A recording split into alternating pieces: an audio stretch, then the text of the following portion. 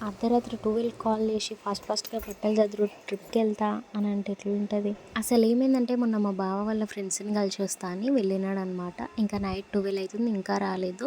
సడన్‌గా కాల్ చేసి ఇంకా నేను ట్రిప్‌కి వెళ్తున్నా బ్యాగ్ సదురు, బట్టలు సదురు అని కాల్ చేసిండు. 2 డేసా? 2 డేస్ ఇంకా కాదు. ఎప్పుడు రేపు రావచ్చు, ఎల్లుండి రావచ్చు. నేను షాక్ అయినాననమాట. ఇంకా వాళ్ళ ఫ్రెండ్స్‌ని కలిసి వస్తాను పోయిండు. ఏంది ట్రిప్ అంటుండు అని ఫుల్ భయమైంది.